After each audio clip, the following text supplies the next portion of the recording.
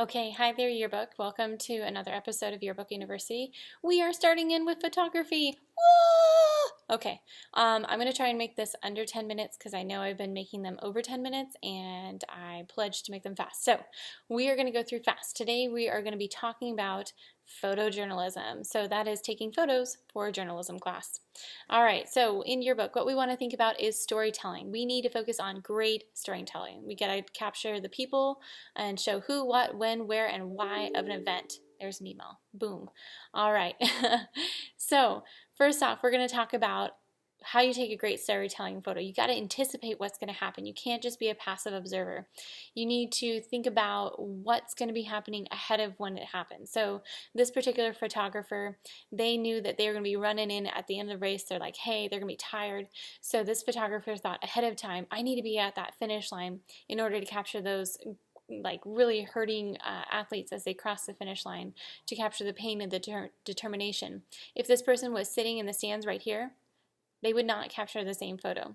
So to get storytelling photos, you need to anticipate what happens. You cannot be distracted by your cell phone. You really got to think ahead and anticipate the direction that the game's going or what might happen in a classroom, in a various activity. You got to think ahead of time. Always be thinking. Another great example of anticipating, this person did their research. They knew that this particular team gathered before their games in the hallway and did a dance routine. So it's about doing your research so that you have a better chance of anticipating those great storytelling moments. If this person hadn't done their research and known this about the team, their traditions, they wouldn't have known to be in the specific hallway at the specific time to capture this wonderful, wonderful tradition that they had. So anticipate those moments, do your research, find out what to do. Another great one. So again, watching the play, this is right before the game-winning shot for a division final for this particular team.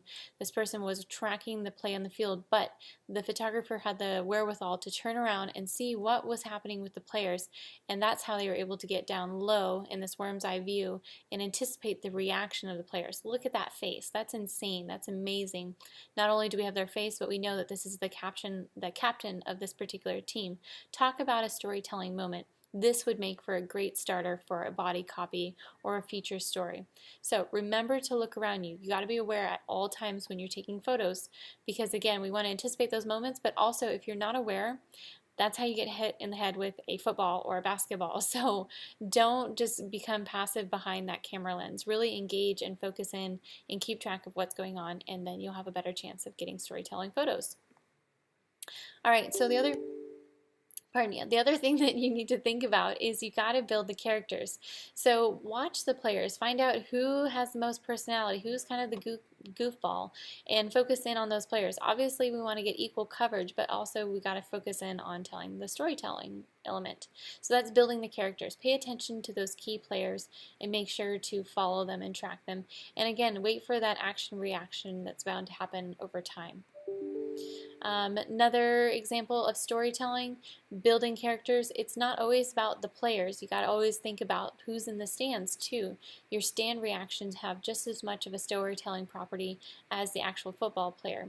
Our black mob is so animated and so awesome, so we need to make sure that when we're at football games, we're not just thinking about the football players, that we're thinking about what's going on with the water boy, what's going on with the cheerleader, what's going on with the dancers, what's going on in the press box, what's going on in the stands, and look for those storytelling opportunities. Again, it's about being versatile, it's about being aware, and it's about looking for those storytelling elements.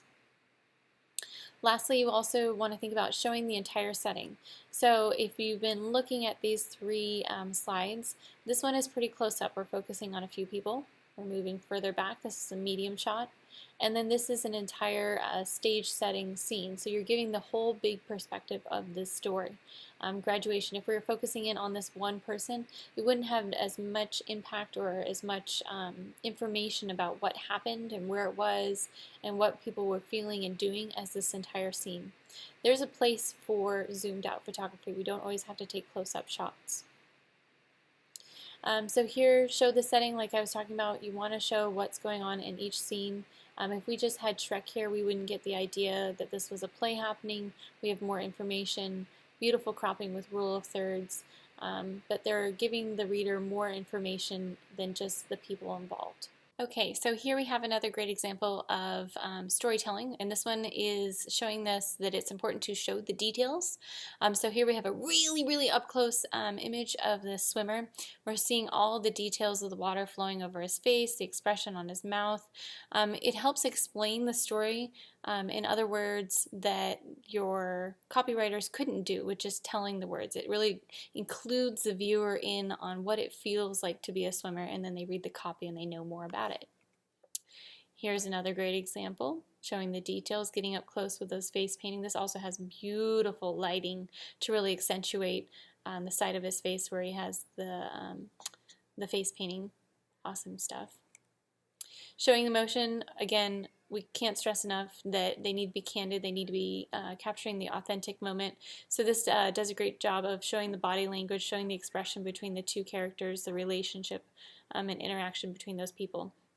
Again, this is all about anticipating what's going to happen so you can be posed and ready to snap that photo.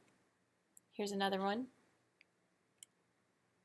Showing energy is also really great. So here we can see the impact of the players. We're not off to the sideline. We feel like we're actually one of the defensive line players seeing this up close and personal. That's what we want to do for our viewers. We want to take them where they can't already go. So if you're showing your viewers the same shots that they could get with their cell phone or that they see from the stand, why do they have to buy our book? So we need to show them exactly what they can't see. We need to put them in the story. We need to take them places that they don't have access, but you guys do because you have journalistic passes. So take them into the locker room, take them backstage, take them in the water for goodness sakes. We have a waterproof camera. That's our job as journalists, is to show the stories through different lenses, different perspectives, and give people the viewing perspective that they wouldn't otherwise be able to get.